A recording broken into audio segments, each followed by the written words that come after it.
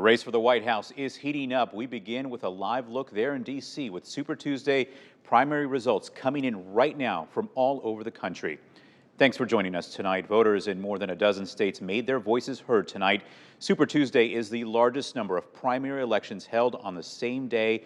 That includes races for both parties across the country. In Iowa tonight, we learned the Democratic results from the all-mail-in caucus in January. More on that in just a moment. And one of those primaries is just to our north in Minnesota. Polls closed there just about 2 hours ago. The Associated Press projects former President Donald Trump will win the Republican primary in that state. Trump took home more than 65% of the vote, beating out Nikki Haley by more than 30 points. We are still waiting on about 30% of the state's ballots to be counted tonight. Meanwhile, on the Democratic side, the AP expects Joe Biden will win the Minnesota primary. He beat out Minnesota U.S. Representative Dean Phillips by about 60% tonight. We're still waiting for officials to finish counting votes. After tonight, these results will be certified ahead of the general election in November. Now, we want to take a look at some national results tonight. Votes are still coming in right now. Let's start with the Republican Party.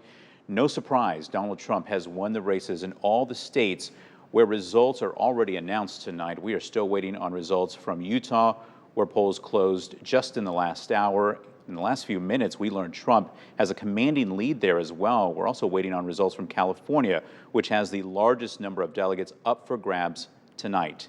Now let's take a look at the Democratic side across the country tonight as well. No surprise here either.